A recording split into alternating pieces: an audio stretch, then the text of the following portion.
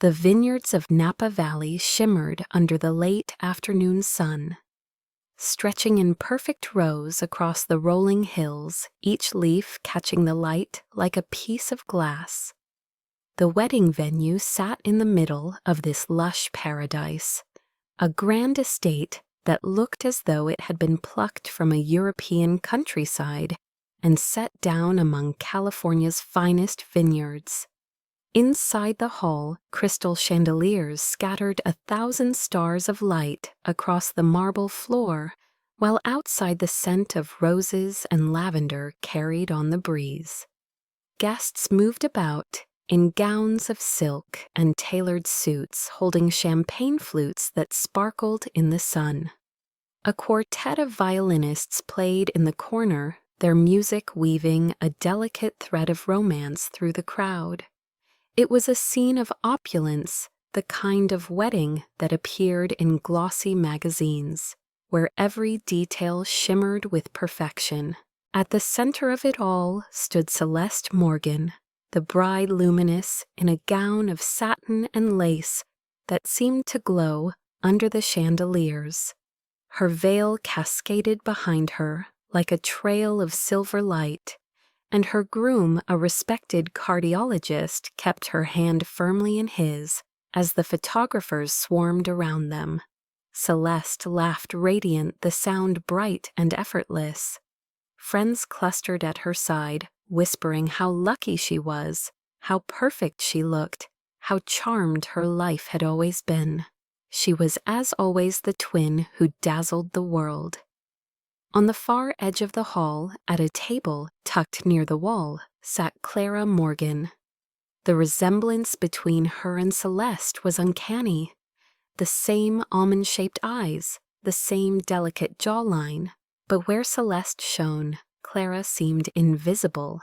She wore a navy dress she had designed herself elegant and understated. Yet compared to the extravagance swirling around her, it seemed almost too quiet. Clara swirled the last sip of wine in her glass and lifted it to her lips, her smile polite and practiced, though inside she felt the familiar ache of being overlooked.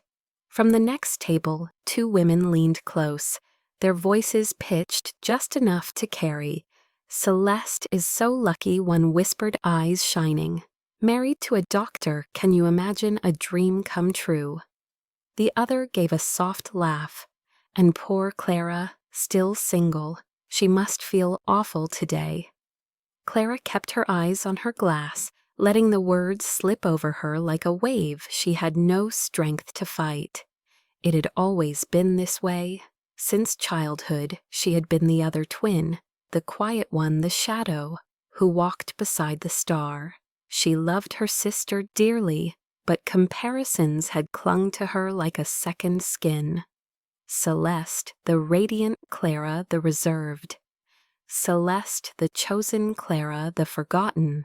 She had carved out her own life as an interior designer, pouring herself into a small studio in San Francisco, where she could create beauty on her own terms away from the endless spotlight. Yet tonight, amid the luxury of this wedding, that independence seemed small, fragile, against the roar of admiration directed toward her sister. The contrast pressed harder as the evening unfolded. On the dance floor, Celeste tossed her bouquet into a circle of eager bridesmaids, their laughter ringing through the hall. Clara stayed seated, her fingers curling around her glass, praying no one would drag her forward. When the bouquet was caught by a squealing cousin, applause erupted. Clara forced a smile, but the hollow weight in her chest only grew heavier.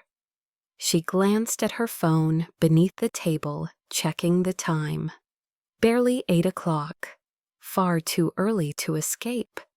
The violinists shifted into a waltz, and couples streamed onto the polished floor. Clara watched as silk skirts twirled and black shoes glided the scene, a blur of harmony and romance. Her heart tightened. She imagined the whispers that might circle even now. Look at her still alone, the twin without a partner, the one who never quite measured up. She pressed her palm to the tablecloth, grounding herself. She would not cry at her sister's wedding. Not here, not tonight. The scent of cologne brushed past her, sharp and unexpected. She lifted her eyes, expecting another guest searching for a seat. Instead, she found herself staring at a man whose presence seemed to silence the room. He was tall, broad-shouldered, dressed in a suit so perfectly cut, it carried the weight of power. His hair was dark, his features sharp, his expression unreadable. There was something in his eyes, steel gray and unwavering, that made people stop mid-conversation. Heads turned. A ripple of awareness spread outward, as if the air itself had shifted. Clara blinked, startled. The man paused only a moment, then pulled out the empty chair beside her and sat with deliberate calm, as though it had always been his place. She opened her mouth to protest, but before a word formed, he leaned closer, his voice low and smooth, brushing her ear like a secret. "Pretend you are with me." Clara froze, her pulse stumbling. She turned, meeting those gray eyes, the intensity of his gaze, making her breath catch. "Excuse me," she whispered, uncertain if she had heard correctly. He did not look at her. His eyes stayed fixed across the room toward a small group of guests who had paused to watch. "They are staring," he murmured. "If you do not mind, let us make them believe." The whispers had already begun. The forgotten twin was no longer alone. A mysterious stranger had claimed the seat beside her, and curiosity surged like fire through the crowd. Clara felt heat flood her cheeks. In one breath, a man she did not know had rewritten her place in the story. She did not know his name or his reasons, only that her solitude had ended in an instant. She hesitated, her heart pounding, torn between disbelief and a strange flicker of anticipation. Slowly, almost against her will, she gave the smallest of nods. The man leaned back, one arm resting casually on the table, his presence so natural it seemed inevitable. Around them, the murmurs grew, speculation buzzing in the air. Clara gripped her glass, her fingers trembling, realizing with sudden clarity that nothing about this night would ever be the same. The man who had settled beside Clara carried with him an aura that demanded attention. Even without a formal introduction, the murmurs of recognition spread quickly across the tables. Damien Hale. His name whispered through the air like a current, passing from one guest to another, until nearly everyone in the hall seemed to know who he was. Damien Hale, the billionaire who had built an empire in artificial intelligence and robotics. The man whose inventions were said to be reshaping industries. The elusive figure who rarely appeared at public gatherings unless compelled. The best man leaned toward another guest, his voice low but still audible. "That is Damien, a friend of the groom from his university days. No one sees him at these events. Why is he sitting with the bride's sister?" The ripple of intrigue only sharpened the spotlight already burning on Clara. She shifted in her seat, her heart racing, caught between awe and panic. Damien himself appeared untouched by the attention. He sat with a posture that radiated control, his gaze cool and detached, as though he had calculated every angle of the room and filed it neatly in his mind. The faint gleam of his cufflinks caught the chandelier light, subtle yet deliberate. His presence was not loud, not flamboyant. It was the kind of quiet authority that came from someone who never needed to prove his power because the world already knew. Clara struggled to steady her breath. She had seen his face before on magazine covers headlines about his billion-dollar acquisitions and his philanthropic projects, but nothing had prepared her for the force of him up close. His proximity felt overwhelming, as if the air itself had tightened. She whispered cautiously, "Why me?" His lips curved in the faintest hint of a smile, though his eyes never left the distant group still watching. "Because you look like you needed saving as much as I did." Clara blinked, confusion threading through her chest. She wanted to ask more, but Damien was already lifting her glass, filling it with fresh wine as though it were the most natural gesture in the world. A couple nearby gasped softly, watching the way he leaned in close, the way his movements suggested familiarity. Clara felt the weight of 100 eyes on her. It was as though the hall had divided itself in two. Celeste, with her perfect wedding, and Clara suddenly thrust into a role she had never auditioned for, sitting beside the billionaire everyone wanted to understand. Damien's voice was low, steady, meant only for her. "Do not look so alarmed. Pretend you know me. Pretend you are not sitting alone." His words struck something in her chest, a mixture of irritation and reluctant relief. For years she had grown used to invisibility, but tonight invisibility had been unbearable. Now, without warning, a stranger had turned her into the center of the storm. She managed a whisper.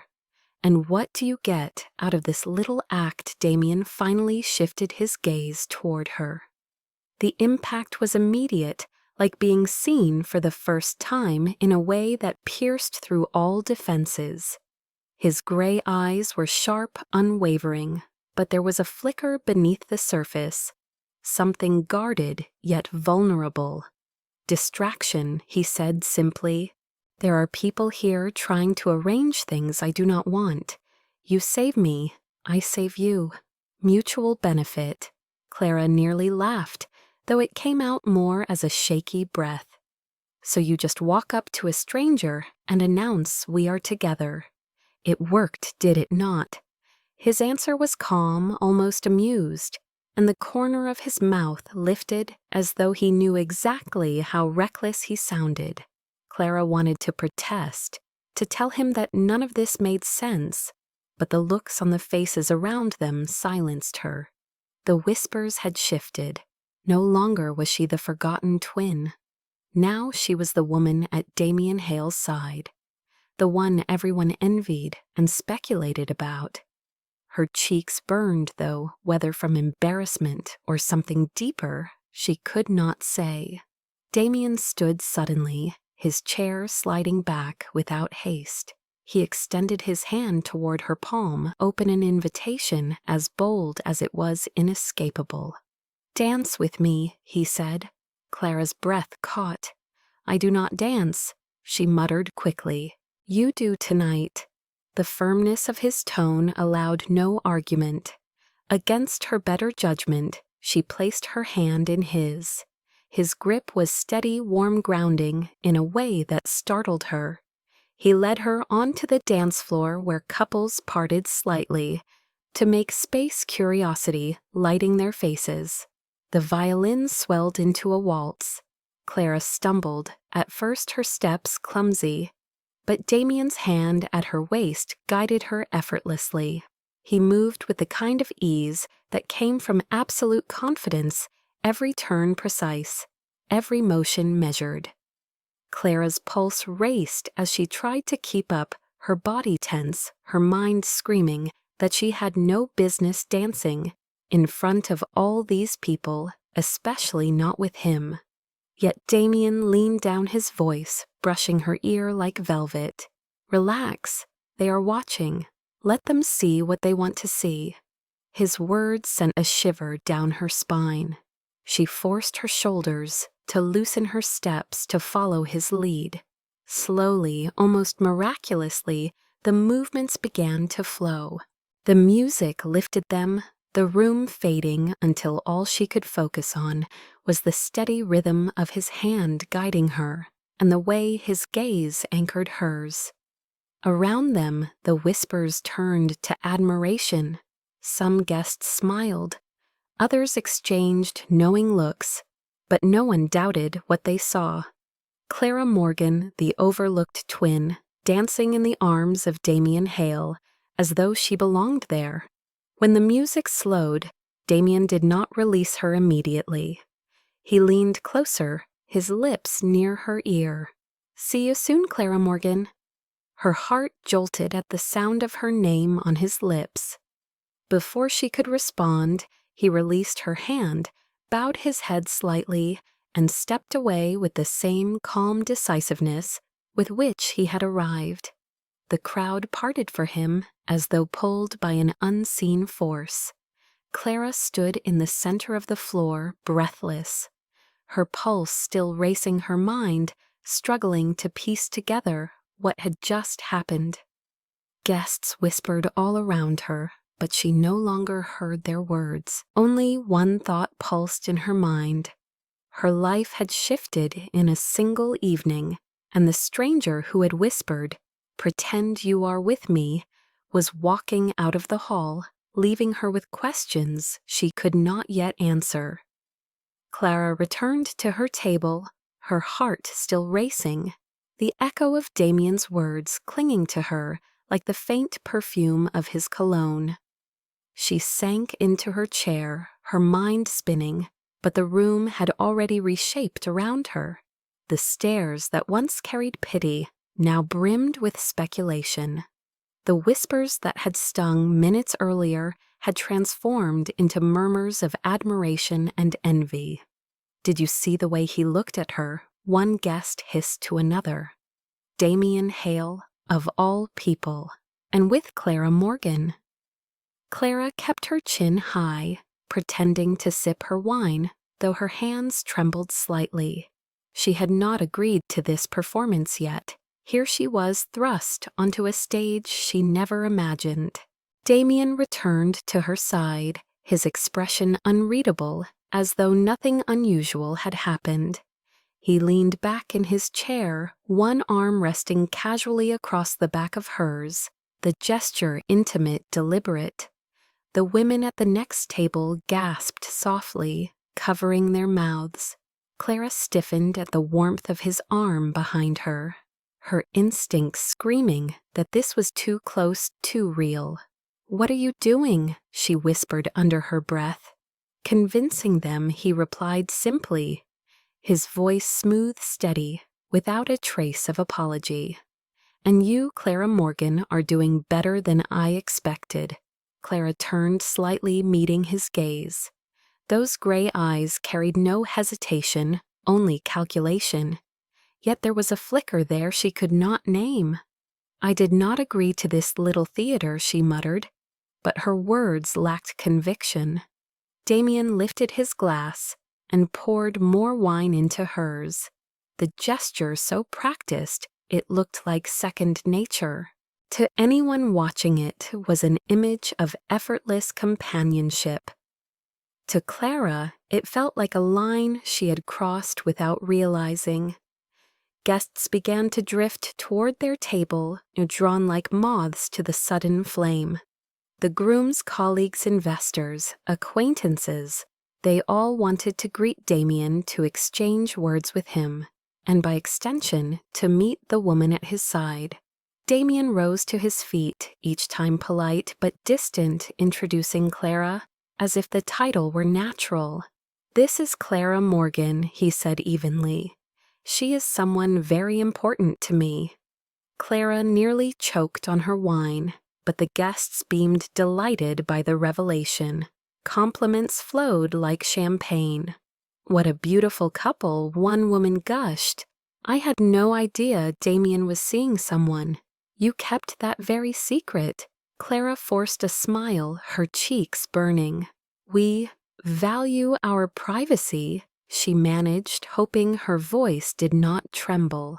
Damien glanced at her with the faintest curve of his lips, a spark of amusement hidden beneath the steel. His composure was flawless, his timing perfect, and whenever she faltered, he slipped seamlessly into the role, saving her with a well-placed comment or a diversion that shifted attention. At one point, when a guest pressed too eagerly about how long they had been together, Clara hesitated. Damien slid his hand over hers on the table, his thumb brushing her knuckles, in a gesture so natural it startled her. Long enough, he said softly, his eyes locked with hers in a way that made her pulse stumble. The guest laughed charmed and moved on. Clara snatched her hand back the moment they were gone, glaring at him. "You are far too good at this," she whispered. "Who said I was pretending?" The simple question knocked the air from her lungs. Before she could reply, Damien stood again, offering his hand to her. "Come," he said.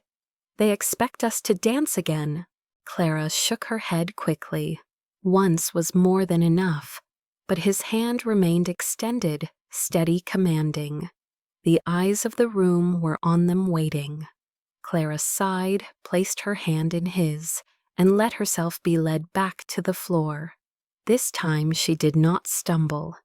Damien's lead was confident, certain pulling her into rhythm until her body began to trust the movement. For a moment, the chatter of the crowd faded, the chandeliers blurred into golden haze. It was just the two of them, the music and the strange current that flowed between them, charged and unspoken. When the song ended, Damien bowed his head slightly, his lips near her ear. "Well done." The words sent warmth rushing to her cheeks, though she quickly looked away. They returned to their table, but the performance did not end there. Every detail seemed choreographed by Damien's invisible hand. When Clara's laugh faltered, he leaned in with a quiet joke that steadied her. When her confidence waned under curious stares, he shifted the conversation with ease. It was as though he had studied every angle of this charade and knew exactly how to sustain it. Clara found herself swept along, playing her part with surprising ease. The evening wore on, toasts were made, the cake was cut. Celeste and her groom danced their first dance while cameras flashed. Clara sat at Damien's side, her mind caught between disbelief and reluctant fascination. She had come prepared to endure an evening of invisibility, but instead she had been thrust into the brightest light of all. At one point, Celeste approached their table, her eyes wide with curiosity. "Clara," she said warmly, though her tone carried a thread of disbelief, "I did not know you were bringing someone." Clara's mouth opened, but Damien spoke first. "She did not need to announce it," he said smoothly. "We prefer to keep things quiet." Celeste blinked, studying him for a moment, then glanced back at Clara with a knowing smile. "Well," she said softly, "I am glad you are not alone tonight." Clara's cheeks flushed, her throat tight. She wanted to confess the truth, to tell her sister this was nothing but a farce, but Damien's steady presence silenced her. Celeste left her veil trailing behind her, and Clara exhaled sharply. "You are going to make me look like a liar in front of my own family," she hissed. Damien's gaze softened just slightly. "No, I am making them believe in you." The words lingered, unsettling her in ways she could not name. As the night drew to a close, fireworks lit up the vineyard sky, their colors reflecting in the glasses and chandeliers. Clara stood at the edge of the terrace, watching them, her heart heavy with contradictions. Damien stepped beside her, his silhouette outlined against the bursts of light. "This was unexpected," she admitted softly, almost to herself. "For both of us," he said. He turned, then his gaze fixed on her with an intensity that made her breath falter. But remember this, Clara Morgan. Tonight was only the beginning. With that, he bowed his head slightly, then walked away, his figure disappearing into the shadows of the estate. Clara stood frozen, the sound of fireworks echoing overhead, her heart thundering as if it already knew that nothing in her life would ever return to the way it had been. 1 week later, Clara was back in San Francisco in the modest studio she had built from nothing. Rolls of fabric leaned against the walls, sketches lay scattered across her drafting table, and the faint scent of coffee clung to the air. She had buried herself in work, convincing herself that the strange interlude at her sister's wedding had been just that, an interlude, a fleeting moment that would dissolve into memory. Yet when the knock sounded at her door and she looked up to see Damien Hale standing there in a tailored suit that seemed out of place in her cramped studio, she realized the past week had only been the prologue. He did not waste time on pleasantries. He stepped inside his presence, filling the small space, his gaze sweeping across the sketches before settling on her. "I need your help," he said yavinely. Clara folded her arms, wary. "Help with what exactly?" "Designing your penthouse." Damien's lips curved faintly, but his eyes remained serious. "Continue what you started at the wedding. Pretend to be my partner." Clara laughed, the sound sharp, incredulous. "You cannot be serious. That was one night. A ridiculous performance." "And it worked," Damien countered smoothly. The attention shifted. The questions stopped. "You saved me from arrangements I did not want." Clara shook her head. "So this is your solution?" "Hire a stranger to play your girlfriend, not hire Damien," corrected his voice steady. "Ask, I do not trust easily, but I trusted you that night, and it worked better than I expected." Clara's pulse quickened at the weight of his words, though she masked it with a skeptical smile. "Why me?" "Because you are intelligent," he replied without hesitation, "strong enough to withstand scrutiny. And you are not dazzled by me, which makes you believable." Clara stared at him, searching for cracks in his calm facade. "You realize how absurd this sounds. I have a life, a career. I cannot just drop everything to play a part in your story." Damien took a step closer, his presence overwhelming in the small studio. "I am not asking you to drop everything. I am asking you to stand beside me when necessary. Public events, galas, situations where eyes are watching. In return, you gain access to a world that could benefit your work, connections, clients, opportunities you would never reach alone." The logic stung because it was true. Clara thought of the high-profile design firms that dominated the city, the wealthy clients she dreamed of landing. She imagined her sketches brought to life in spaces far grander than her tiny studio. Damien was offering a doorway, but still her pride flared. "So I trade my dignity for exposure." His gray eyes flickered with something sharp, then softened just enough to surprise her. "Not dignity, partnership. You set your terms." Clara hesitated, the silence stretching. Part of her wanted to laugh him out the door. Another part whispered that this was fate knocking. She had always been the overlooked twin, but here was a chance to step into a role no one could ignore. Slowly she exhaled. "All right, here are my conditions. I can walk away whenever I choose. No questions asked." Damien inclined his head, accepting without hesitation. Agreed. And Clara added firmly, "I will not be treated like a prop. If I am to do this, it is on equal footing." His lips curved faintly, almost approving. "Of course, I would not want a prop. I want someone who can match me." Clara's chest tightened at the way he said it, steady and deliberate, as though he had already calculated the truth of it. She looked down at her sketches, her hands restless, then met his gaze again. Fine, temporary. That is all this is.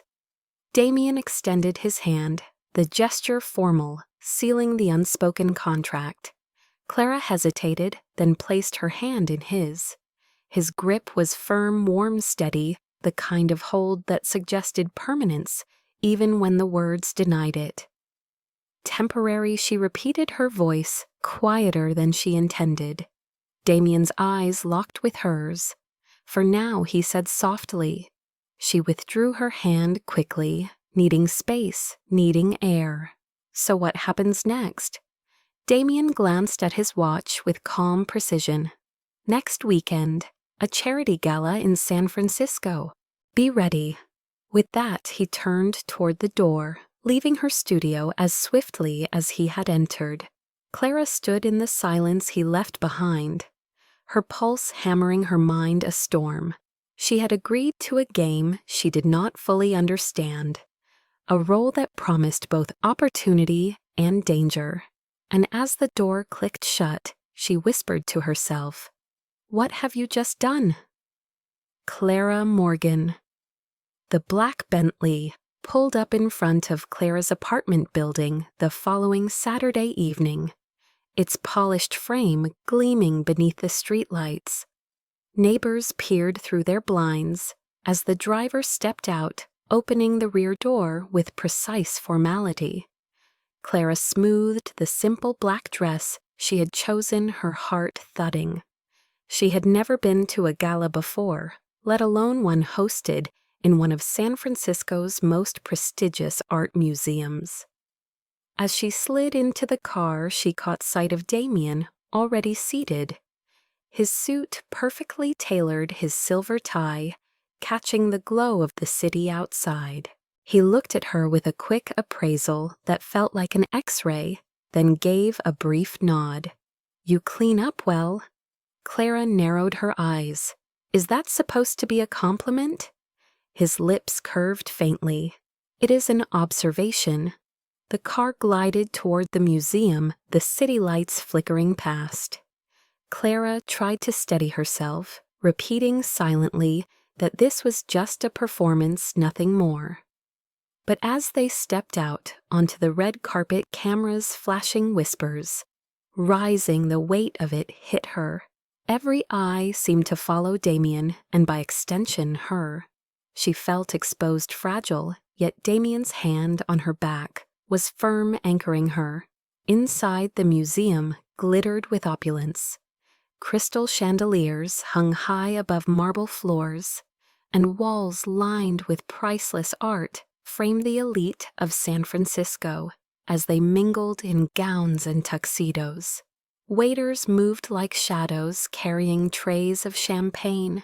Clara accepted a glass, but her nerves betrayed her. The stem slipped slightly in her grasp, causing the liquid to slosh over the rim. A woman nearby snickered, whispering, "She looks out of place." Heat rushed to Clara's face, her throat tightening. Before she could retreat, Damien leaned in, his voice low, but carrying enough for others to hear. "Careful," he said smoothly. "You are trying to outshine the champagne." A ripple of laughter moved through the group, but it was warm now, amused rather than mocking. Clara blinked, startled, as Damien lifted her hand and steadied the glass himself. The tension broke, and even the snickering woman chuckled, disarmed by his ease. Clara's pulse slowed, a reluctant gratitude blooming in her chest. "You are infuriating," she muttered when the crowd's attention shifted. Damien glanced at her sidelong. "And yet you are still here." The night unfolded like a performance choreographed by unseen strings.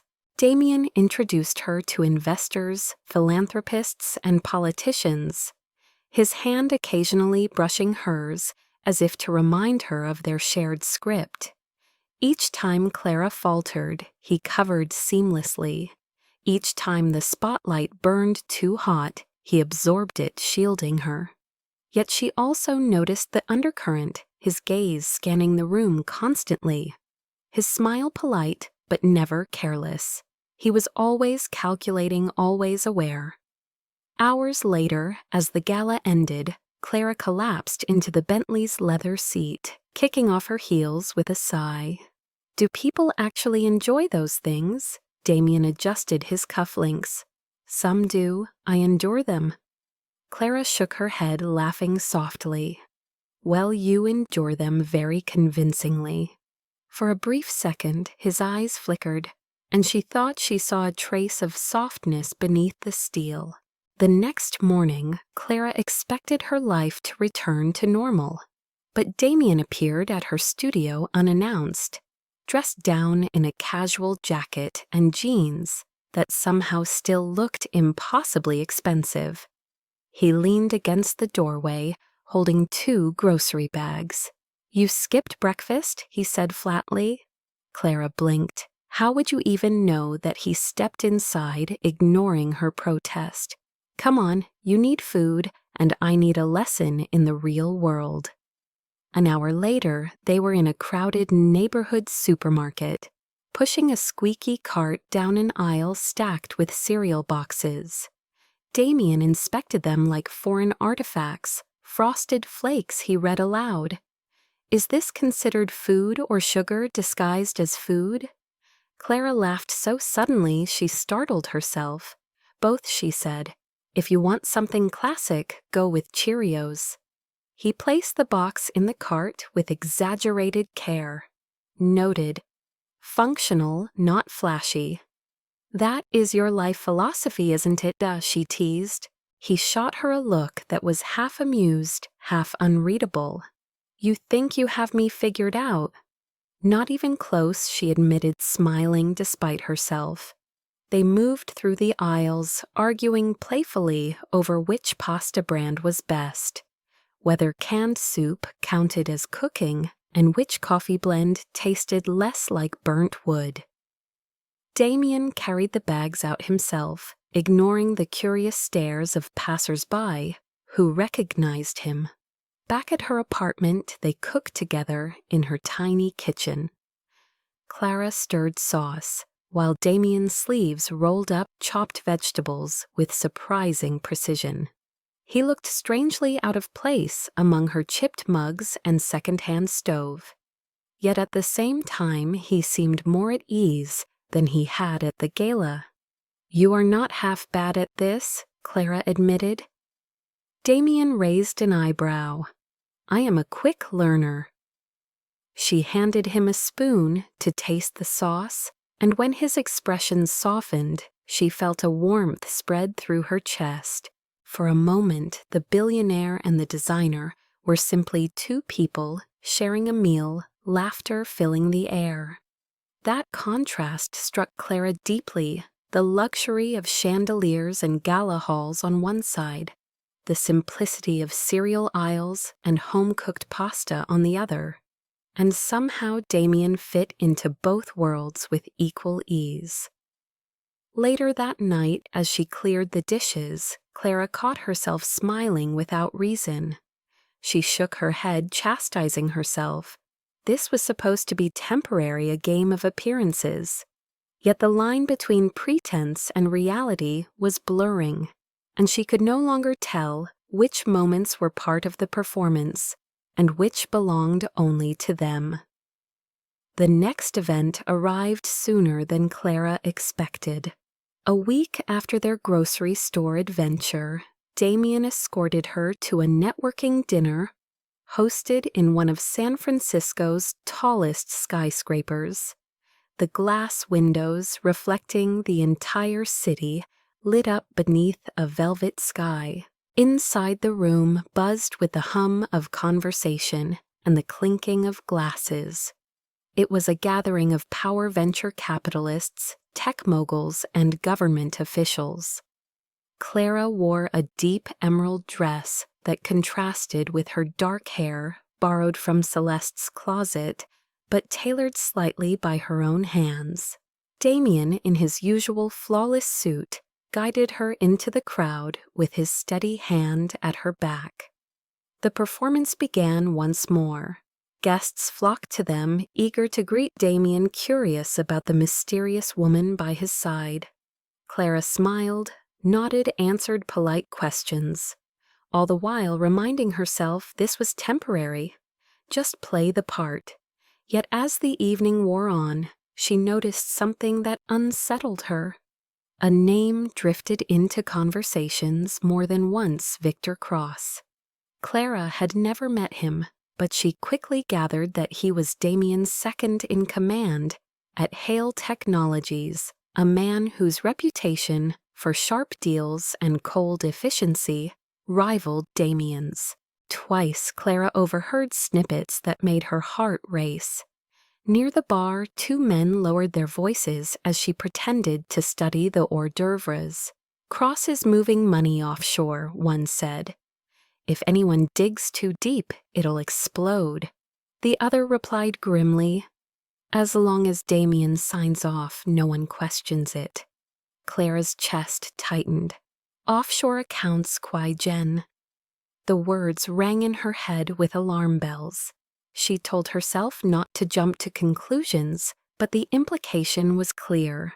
Someone in Damien's orbit was involved in something dangerous. Later that night, as Damien stepped aside to speak with a senator, Clara wandered to the edge of the room, needing space to breathe. She found herself standing before a grand piano in the corner, its polished surface gleaming under the lights. The sight of it tugged something inside her. When Damien returned minutes later, he followed her gaze. For the first time, his cool composure softened. "My mother used to play," he said quietly. Clara turned, surprised. Damien rarely offered anything personal. She was a pianist. He nodded. She believed music could teach patience. "She tried to pass it to me, but I was too stubborn. She died when I was 17. His eyes darkened, the gray stormy with memory. Clara felt her breath catch. She had expected numbers and strategies from him, not grief and loss. "I'm sorry," she said softly. "I did not know." "Few people do," Damien replied. His gaze lingered on the piano, distant. "After she died, my father pushed me harder. He thought feelings were weaknesses. To him, success was survival. I suppose I became exactly what he wanted." For a moment, silence hung between them, heavy with vulnerability. Clara's heart ached at the thought of a boy who had lost his mother, hardened by a father who demanded perfection. This glimpse behind the steel facade unsettled her. It was easier to play her role when he was only a billionaire with sharp edges. But now she saw a man carrying scars, and something inside her wanted to reach for him. She reminded herself sharply that she was here for a performance, not for the truth of him. Yet the lines blurred more with every word he shared. As the evening wound down, Clara excused herself to the restroom. On her way back, she paused near a small group of men, one of whom she recognized from earlier conversations. They were speaking in hushed tones, unaware of her approach. "Cross has it under control," one said. "The accounts in the Caymans are secure. Even if anyone asks, the signatures will point to Hale." Clara froze, her blood running cold. Signatures, Caymans. It was worse than she feared. They were speaking of money laundering, and worse, they were framing Damien. She backed away, heart hammering, and nearly collided with a waiter carrying champagne. The glasses clinked loudly, drawing attention. When she turned, Damien was already there, his eyes sharp, reading her expression. "What happened?" he asked in a low voice. Clara shook her head quickly. "Nothing, just clumsy." His gaze narrowed as though he sensed the lie, but he did not press further. Instead, he guided her out of the room, his hand steady on her waist. On the drive home, Clara stared out the window, her thoughts tangled. She wanted to believe Damien was innocent, that the man who told her about his mother could not be capable of corruption. Yet the whispers echoed in her ears, gnawing at her. Could he truly be part of it? Could his signature be the one approving everything? Damien's voice broke into her thoughts. "You are quiet tonight." She forced a smile, turning just enough to meet his gaze. "Just tired." He studied her for a moment, his expression unreadable. Then he nodded once, leaning back into his seat. Clara's chest ached. She had promised herself she would not get lost in this act, that she would keep her boundaries clear. But the truth was, she was caught between two worlds.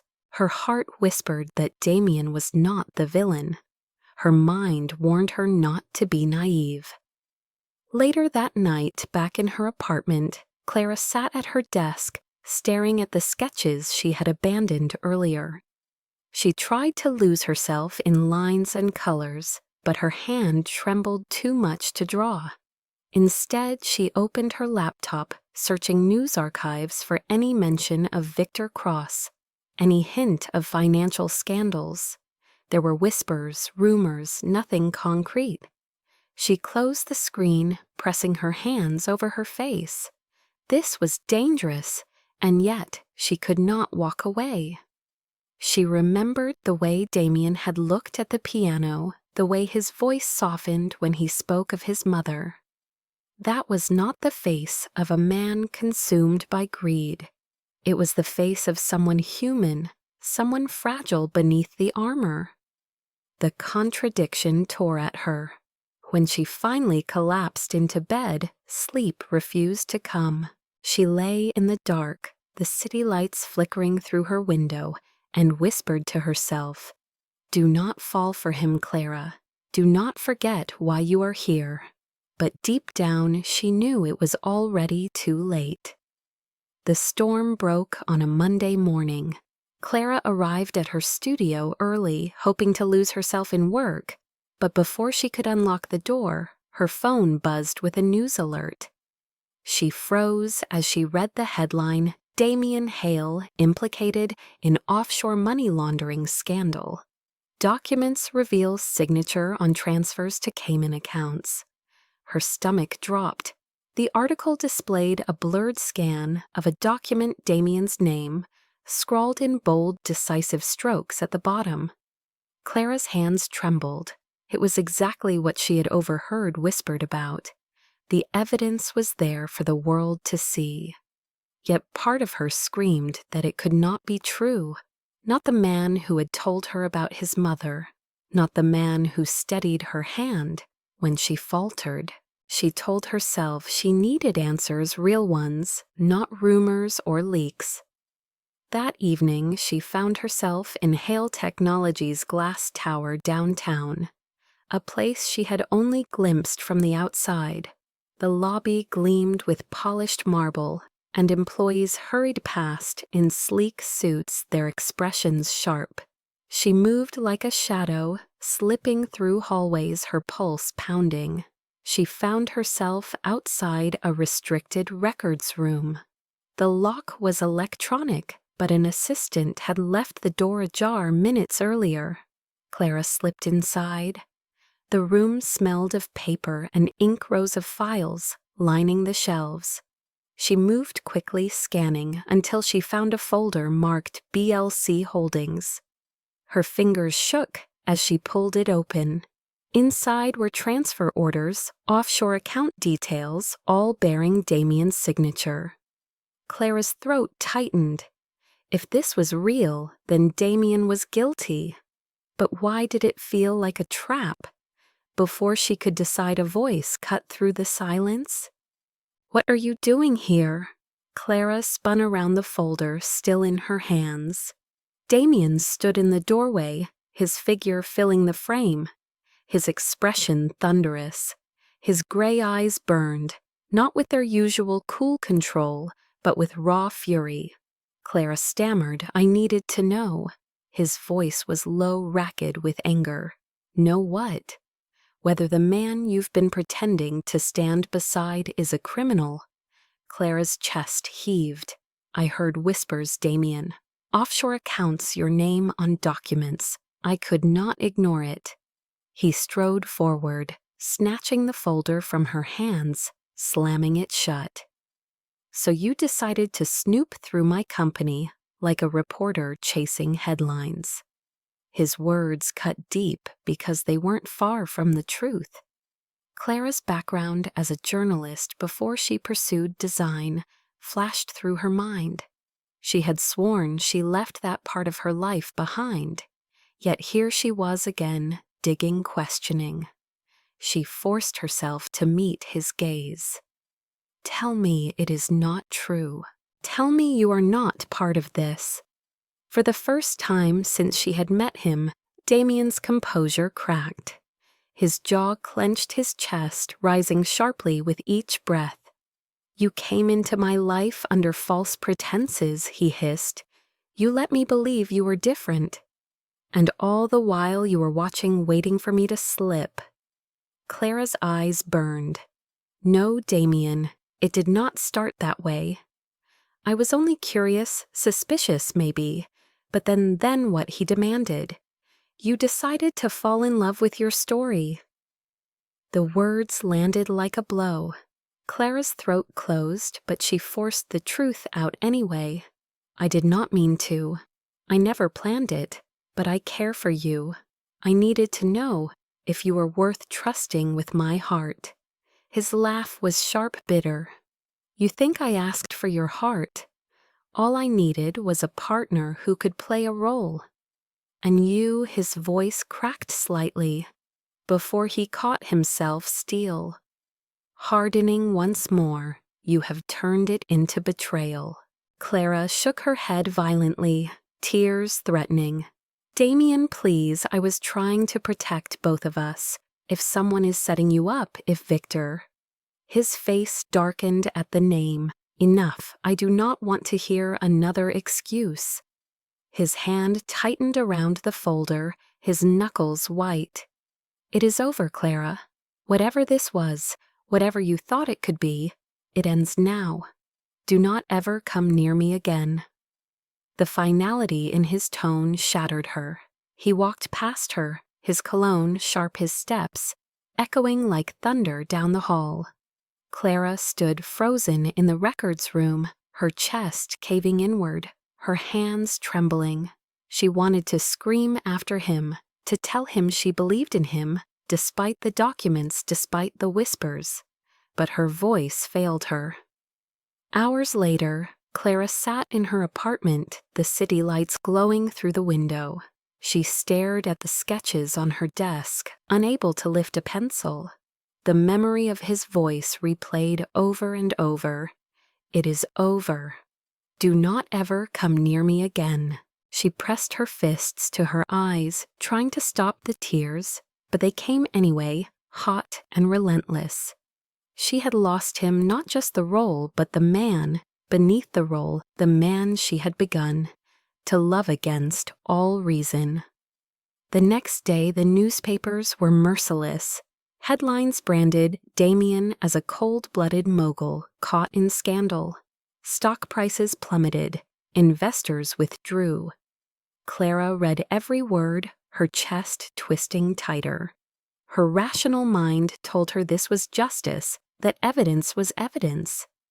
Yet her heart whispered that something was wrong, that the man who once shared his mother's memory could not be guilty. She tried to bury herself in work, but clients canceled, afraid of the association. Whispers followed her even in grocery aisles. That's her, Damien Hale's girlfriend. Clara corrected them silently in her head, former girlfriend. Pretend girlfriend. But the sting remained. One evening, Celeste called, her voice laced with concern. Clara, I saw the news. Are you all right? Clara swallowed hard, fighting the tears that threatened. I'm fine, she lied. Celeste hesitated. You don't sound fine. Did you love him? The question cut too close, Clara whispered. I don't know before ending the call. That night she sat by her window, watching the fog roll over the bay, her heart aching. She whispered to the empty room, Damien, I wanted to believe you. I still do. But silence answered her. Across the city, Damien sat alone in his penthouse office, staring out at the skyline, his jaw clenched. His world was unraveling, and the one person he had let into it had betrayed his trust. He told himself he did not care, that Clara's tears meant nothing, that her presence had been a mistake from the start.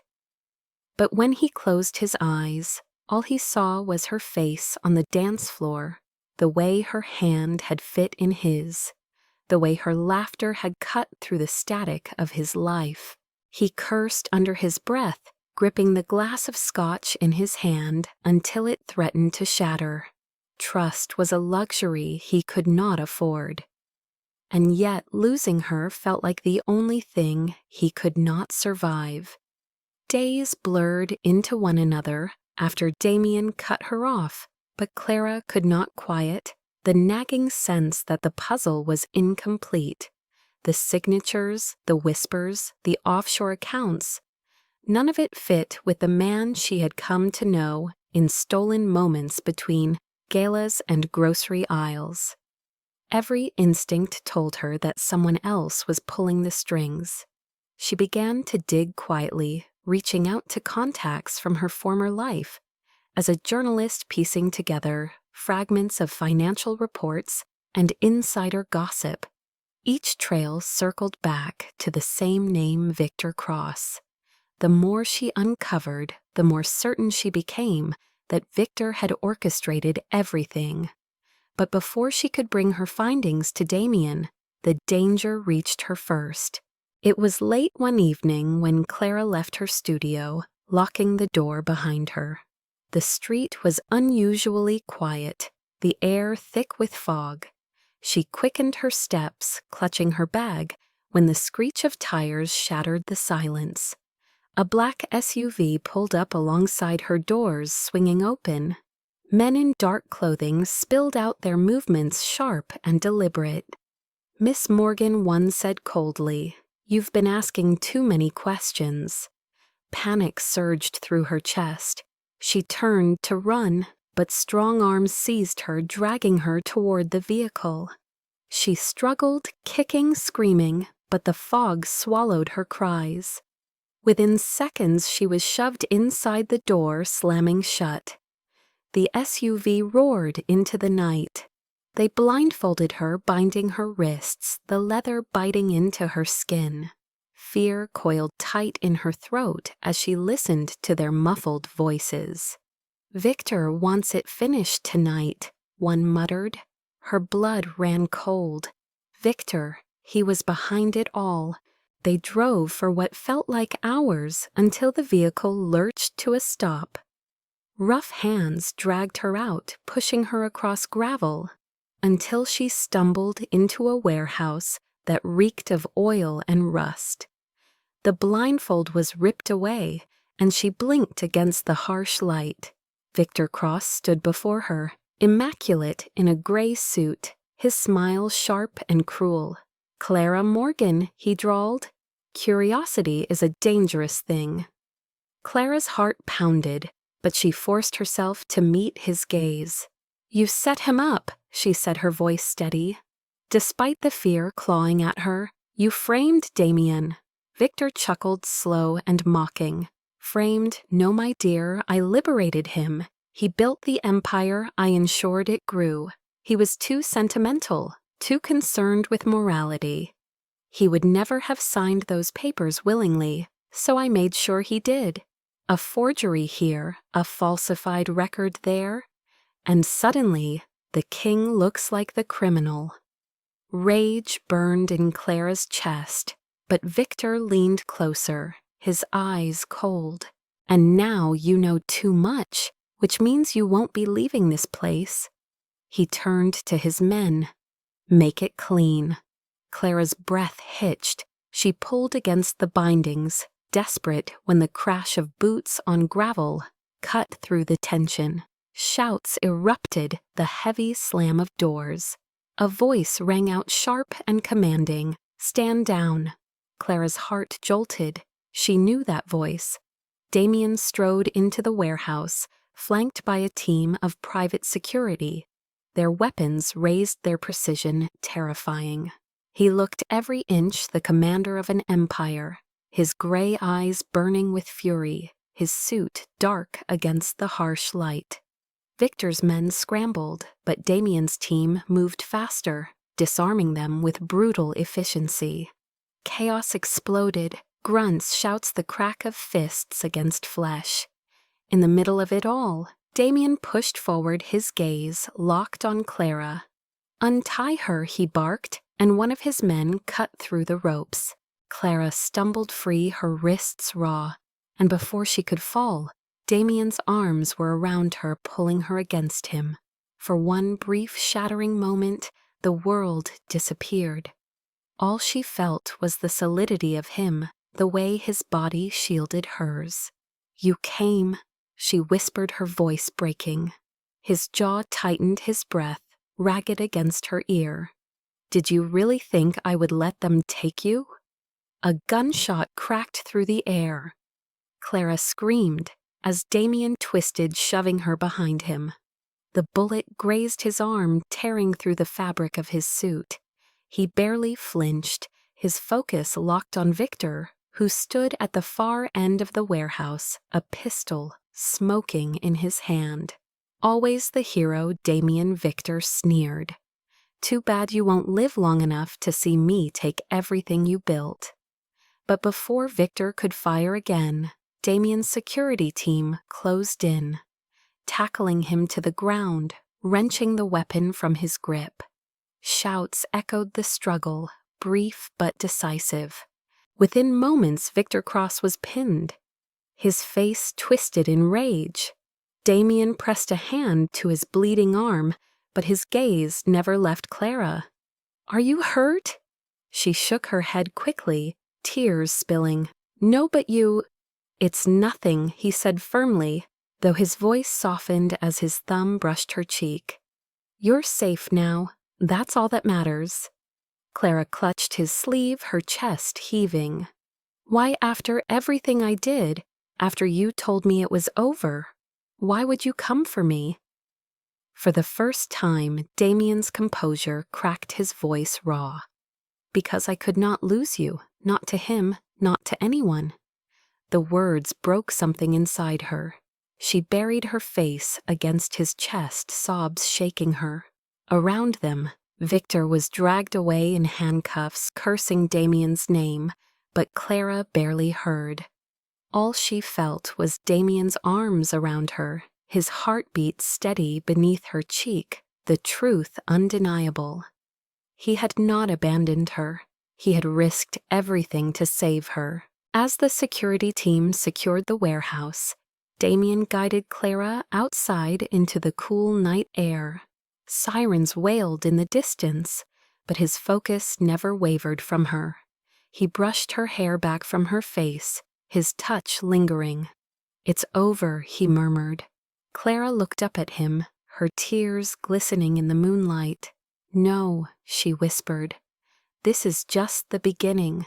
For the first time since she had met him, Damien smiled a real smile, not the practiced mask of a billionaire.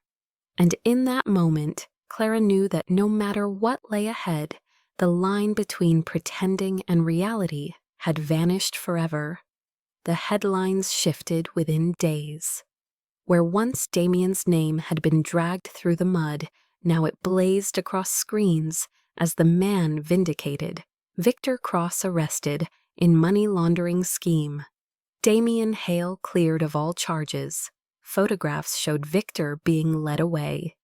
In handcuffs, his face twisted with fury, while Damien, though bandaged at the arm, stood before reporters with calm dignity. Clara read the articles with trembling hands, relief flooding her chest. But nothing compared to the moment she walked into the hospital room where Damien was recovering. The sterile smell of antiseptic filled the air machines humming softly. Damien sat on the bed, his suit jacket discarded his arm, wrapped in fresh bandages. Even injured, he looked powerful, but his eyes softened the moment they found hers. Clara hovered at the doorway, unsure. After everything, after their fracture, did she even have the right to be here? But Damien lifted his uninjured hand, beckoning her closer. Clara. Her breath caught. She crossed the room slowly, her heart pounding, and sank into the chair beside his bed. For a long moment, neither spoke. Then Damien reached out his fingers, brushing hers with a tenderness that unraveled her. "I stayed awake all night," he said softly. "Not because of the pain. Because I thought if I closed my eyes, I might lose the chance to tell you what I should have said a long time ago." Clara blinked rapidly, her throat tight. "Damien." His hand closed around hers, firm, steady. "I don't want to pretend anymore. Not at galas, not for shareholders, not for the world. I want you, only you." The words cracked her open. Tears welled, spilling before she could stop them. "You can't just say that," she whispered, her voice breaking. "You can't nearly die for me, and then make me believe this is real, when it was supposed to be temporary." His gray eyes locked on hers, unwavering. "It was never temporary for me. I lied to myself, told myself it was strategy, convenience. But every moment with you dismantled that lie. You were never a prop, Clara. You became the only thing in this entire charade that mattered." Clara covered her face with her free hand, a sob escaping. "I thought I ruined everything. I thought you hated me." Damien gently pulled her hand away, tilting her chin so she had no choice but to meet his gaze. "I was angry because I cared. I was terrified you would uncover the worst of me and leave.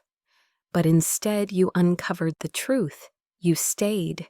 Even when I pushed you away, you fought to see who I really was.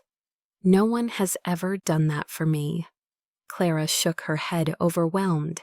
"I was reckless. I put myself in danger." His lips curved faintly, though his eyes glistened with something raw. "And I nearly lost my mind thinking of what they would do to you. Clara, if you hadn't been in my life, Victor might have destroyed me entirely. But you gave me reason to fight, to prove myself, to survive." Silence settled thick with emotion, broken only by the soft beeping of the monitor. Clara's tears fell freely now. She leaned closer, her forehead brushing his. "Damien, I don't want to pretend either. I never did. Somewhere between the dances and the late nights and the cereal aisle, I fell in love with you. And I was so afraid you wouldn't want me back." His breath hitched his hand, tightening around hers. "I do," he whispered fiercely, "more than I've ever wanted anything." Their lips met in a kiss that was both desperate and gentle, the kind born not from pretense, but from truth. For the first time, there was no audience, no performance, no game. Only them. When they finally pulled apart, Damien rested his forehead against hers, his voice a vow. No more pretending. Clara smiled through her tears, her heart lighter than it had ever been.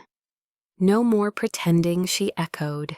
In that quiet hospital room, beneath the harsh fluorescent lights, they found what neither money nor power nor pretense could ever manufacture: the certainty of love that had survived lies, scandal, and danger, and emerged stronger than either of them had believed possible.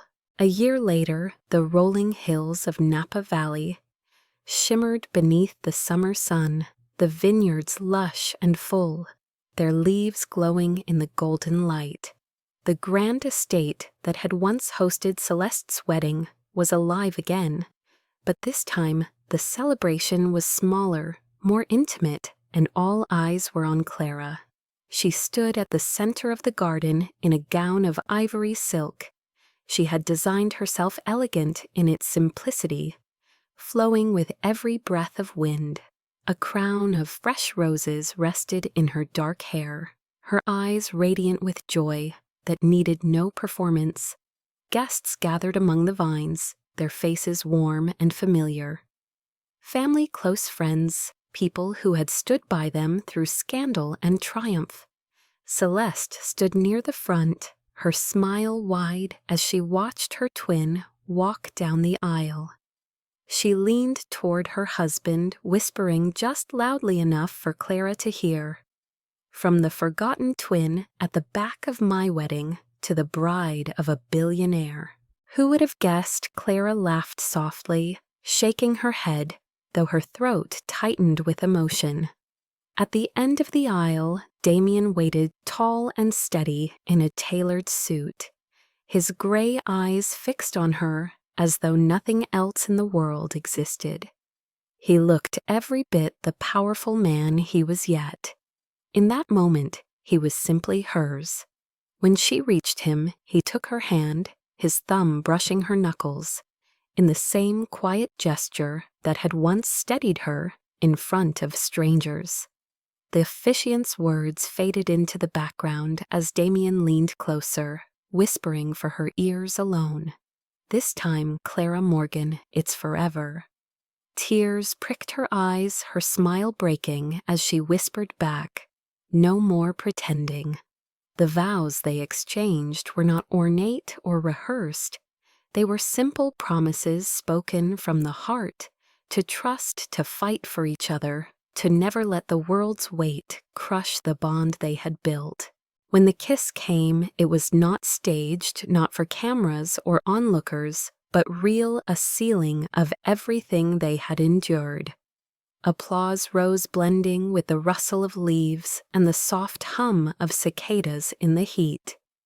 As the evening descended, lanterns glowed between the vines, and fireworks blossomed above the hills, just as they had on the night Damien first whispered, "Pretend you are with me." But now there was no need for pretense, no shadows of doubt. Clara leaned against Damien's shoulder, his arm wrapped around her, as they watched the sky explode with light. "Do you ever think about that night?" she asked softly. Every day, he admitted. "It was the night I stopped living behind walls." She turned to face him, her eyes shining. "And the night I stopped living in someone else's shadow." He kissed her gently, the fireworks painting the sky above them. Around them, laughter echoed glasses, clinked, and love lingered in the air, like the scent of ripe grapes and roses. Clara knew then that their story had begun in pretense, but it had ended in truth. And as she walked hand in hand with Damien through the vineyard, her gown brushing against the grass, she understood that the girl who once sat alone at her sister's wedding had become a woman who would never be alone again. Thank you so much for spending your time with Clara and Damien's journey, a story that began with a whisper at a wedding and grew into a love that could no longer pretend. And if this story touched your heart even a little, I invite you to be part of our community, because here on this channel, every tale is crafted to bring you into a world of emotion, suspense, romance, and hope. And I want you to experience that again and again. So please take a moment to hit that subscribe button and turn on the notification bell so you never miss another story that might make you smile, cry, or fall in love with love all over again. And I truly mean it when I say that every comment you leave matters, because I love knowing where in the world you are watching from, whether it is a small town in the Midwest, a bustling city like New York or a quiet countryside in Europe, every place and every voice matters here. So drop a comment right now and let me know where you are joining us from. And if you enjoyed this story, please give it a rating from 0 to 10 in the comments because your feedback helps me shape the next story and keeps me motivated to bring you even more captivating journeys. And if you feel moved to support the channel in a deeper way, you will find a donation link in the description below. Every contribution, no matter how small, helps us create better content, improve production, and continue telling stories that speak to the heart. Because storytelling is not just about entertainment, it is about connection. It is about feeling less alone in a world that sometimes forgets how much we all need a little magic and a little tenderness. So if you want to keep that magic alive with me, please consider supporting. But even if you cannot donate right now, know that just being here, listening, watching, and sharing your thoughts makes you a vital part of this community. And I want to thank you from the bottom of my heart for that, because stories are only alive when they are shared, and you make that possible. So as we close this chapter, I invite you to stay tuned for the next one, because there is always another tale waiting around the corner, another character ready to step into your life, another twist to keep you on the edge of your seat, and another love story to remind you why we believe in second chances, in destiny, in courage, and in forever. So please subscribe, comment, like, share, support if you can. And most of all, keep coming back, because here you will always find a place where your heart is welcome and your imagination is free to wander. And together we will keep proving that stories can heal, inspire, and connect us, no matter where we are in the world.